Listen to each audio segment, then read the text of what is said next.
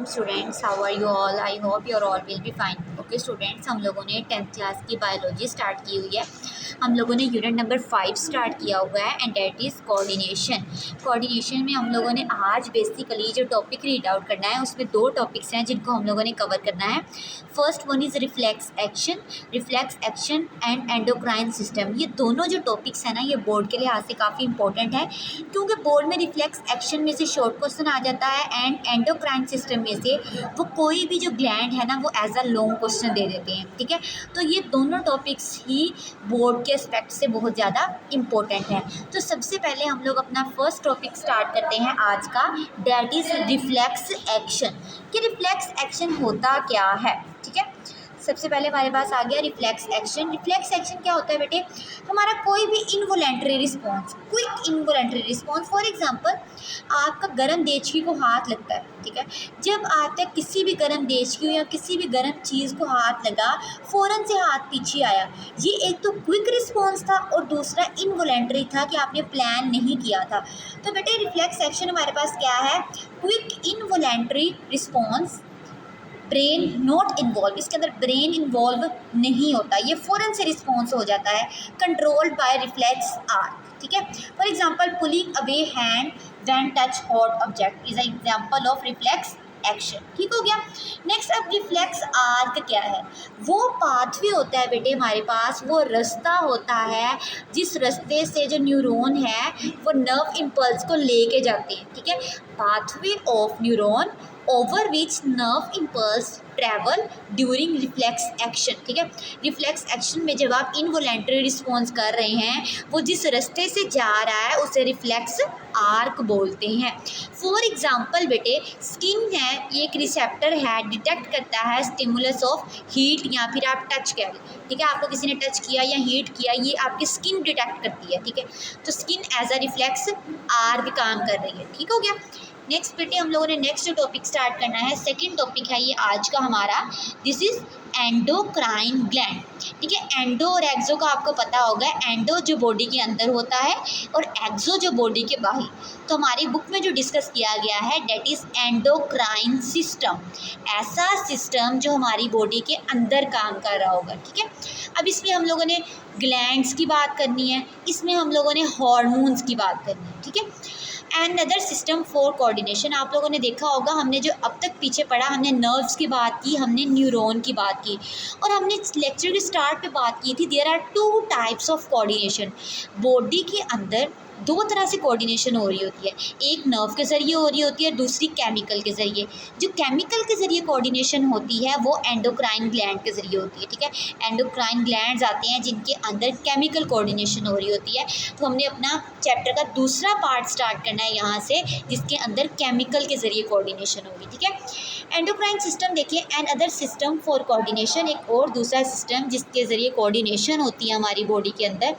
Ductless gland है, इनकी specific ducts कह लें आप लोग, वेन्स वगैरह नहीं होती।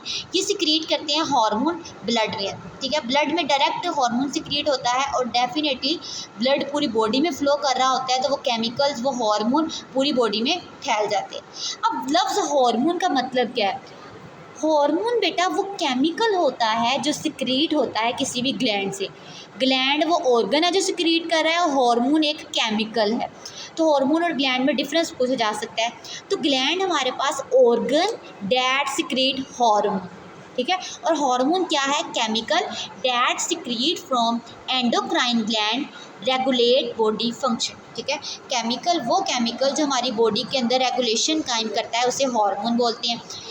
डिफरेंट टाइप्स है एंडोक्राइन सिस्टम की, pituitary gland, thyroid gland, parathyroid gland, adrenal gland, pancreas, gonads, ये सारे के सारे ग्लैंड्स हमारे एंडोक्राइन सिस्टम में आते हैं। आज हमने इन सब ग्लैंड में से जो ग्लैंड डिस्कस करना है that is pituitary gland. Okay, अब बेटे हमारे पास ये जो पिट्यूटरी ग्लैंड है, ये सबसे पहला एंडोक्राइन ग्लैंड है। ये जो ग्लैंड होता है ना, मैंने कहा ग्लैंड वो ऑर्गन है जिसने हार्मोन सिक्रीट करना है। ठीक है, और हार्मोन क्या है? केमिकल है जिसके ज़रिए कोऑर्डिनेशन हो रही है। अब बेटा जो पिट्यूटरी ग्लैंड होता है हमारे पास, ये एक स्मॉल ग्लैंड है। ठीक है, लेकिन इसे मास्टर ऑफ ग्लैंड कहा जाता है।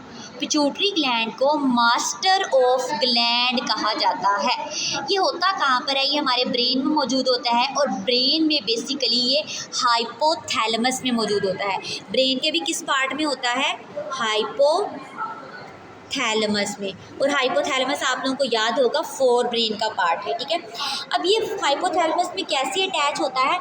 ये ना हाइपोथैलेमस के साथ बिल्कुल सस्पेंड की, ठीक है। हाइपोथैलेमस के साथ जैसे आप लोग कह लो दरख्त के साथ टहनी लटकी और उधर फ्रूट लगाओ, सेम ऐसी पिट्यूटरी ग्लैंड हाइपोथैलेमस के साथ स्टॉक के साथ यहाँ पर लटक रहा होता है। Suspended from hypothalamus by a short stalk. Stalk किसे बोलते हैं? उस तने को बोलते हैं, ठीक है। अब बेटा जो पिट्यूटरी ग्लैंड है ना, इसकी टू लोब्स होती हैं। Two lobes, anterior loop and posterior loop. Anterior loop different hormone secrete करती है, posterior loop different hormone secrete करती है। अब वन बाय वन हम इनकी लूप्स देखेंगे और उनकी केमिकल्स देखेंगे। Hormones of anterior loop. जो एंटीरियर लूप है ना बेटा, ये कुछ हार्मोन सिक्रीट करती है। पहले नंबर पे आता है ग्रोथ हार्मोन, ठीक है। कौन सा हार्मोन आ जाता है? ग्रोथ हार्मोन सिक्रीट करती है, ठीक है। ACTH, adrenocorticotropic hormone, ACTH। A stand for adrenocorticotropic hormone. उसके साथ साथ ये TSH, thyroid stimulating hormone, and LH, luteinizing hormone. ये सारे के सारे 1 2 3 4 हार्मोन हैं जो एंटीरियर लूप सिक्रीट कर रही होती है, ठीक है। अभी हम देखेंगे ग्रोथ हार्मोन जो एंटीरियर लूप सिक्रीट करती है ना, उस ग्रोथ हार्मोन का नाम है सोमैटोट्रोफिन, ठीक है। ग्रोथ हार्मोन का नाम क्या है? सोमैटोट्रोफिन। ये सोमैटोट्रोफिन ग्रोथ हार्मोन है जो इंसान की बॉडी के अंदर ग्रोथ को देख रहा होता है। जैसा कि अगर ये जो हार्मोन है सोमैटोट्रोफिन, ये जो ग्रोथ हार्मोन है सोमैटोट्रोफिन, ये रिलीज़ ना हो, कम रिलीज़ हो, ज़्यादा रिलीज़ हो या उम्र गुजरने के बाद रिलीज़ हो, तो 3 बीमारियां हो सकती हैं। That is gigantism, dwarfism, acromegaly. Gigantism तब होगी जब सोमैटोट्रोफिन ज़्यादा रिलीज़ हो जाएगा। Growth hormone produce more than normal, कि नॉर्मल जो उसकी अमाउंट थी, ये सोमैटोट्रोफिन उससे ज़्यादा रिलीज़ हो गया तो उस इंसान के हाथ पाँव लंबे लंबे बड़े बड़े नज़र आएंगे। That is gigantism. अब बेटा दूसरी बीमारी क्या है? अगर ये सोमैटोट्रोफिन हार्मोन, ये ग्रोथ हार्मोन कम रिलीज़ हुआ तो उस इंसान की हाइट छोटी रह जाती है, ठीक है। तो उसे बोलते हैं डवार्फिज्म, जिसे आप लोग बोने भी कहते हैं, छोटा कद रह जाने वाले को, ठीक है। Less production of growth hormone, और वो ग्रोथ हार्मोन क्या है? सोमैटोट्रोफिन। अब बेटा बाज़ अब उम्र गुजर गई है बढ़ने की उम्र होती है ना 18-20 साल तक बस बढ़ जाते हैं। अब 30 साल की उम्र में जाके उसको सोमैटोट्रोफिन रिलीज़ होने लग गया, ग्रोथ हार्मोन, तो क्या होगा? ओवर प्रोडक्शन होगी। ओवर प्रोडक्शन में उसके फेस के जबड़े आपको बड़े नज़र आएंगे, जॉज, हाथ अजीब से बड़े नज़र आएंगे, पाँव अजीब से बड़े नज़र आएंगे, तो उस बीमारी को बोलते हैं एक्रोमेगाली, ठीक हो गया। अब बेटा जो दूसरा हार्मोन ये सिक्रीट करता है that is ACTH, adrenocorticotropic hormone. ये करता क्या है बेटे? ये स्टिमुलेट करता है एडर्नल कोर्टेक्स को और प्रोड्यूस करता है हार्मोन ताकि स्ट्रेस को कंट्रोल किया जा सके, ठीक हो गया। थायराइड स्टिमुलेटिंग हार्मोन, इसे बोलते हैं TSH, ठीक है। मैंने आप लोगों को किडनी वाले टॉपिक में भी बताया था। नेक्स्ट है प्रोड्यूस हार्मोन, थायरोक्सिन प्रोड्यूस करता है ताकि कंट्रोल कर सके जो भी मेटाबॉलिज्म, मतलब TSH ने मेटाबॉलिज्म कंट्रोल करनी होती है, ठीक है। नेक्स्ट है ल्यूटिनाइजिंग हार्मोन, LH। ये फीमेल में भी रिलीज़ होता है, ये मेल में भी रिलीज़ होता है। फीमेल में कब रिलीज़ होगा? Release of egg cell from ovary. जब एग सेल रिलीज़ होना है तब LH रिलीज़ होता है, ल्यूटिनाइजिंग हार्मोन फीमेल के अंदर। और जब बेटे सेक्स हार्मोन रिलीज़ करना है मेल के अंदर, तब ल्यूटिनाइजिंग हार्मोन मेल में रिलीज़ हो रहा होता है, ठीक है। तो ये फीमेल और मेल में डिफरेंट कंडीशन में रिलीज़ हो रहा होता है। अब बेटे हमने आगे एंटीरियर लूप देखी। एंटीरियर लूप 4 हार्मोन सिक्रीट कर रही थी। अब हमने पोस्टीरियर लूप देखनी है। पोस्टीरियर लूप 2 हार्मोन सिक्रीट करती है, ADH stand for anti diuretic hormone and oxytocin. ADH मैंने आपको बताया था किडनी में भी, जब किडनी में पानी की कमी हो जाती है, कंसनट्रेटेड यूरिन, तो मैंने कहा था वो ADH प्रोड्यूस करता है ताकि ज़्यादा से ज़्यादा रीअब्जॉर्प्शन करवाए, अगर आप लोगों ने मेरे लेक्चर सुने हुए हैं तो, ठीक है।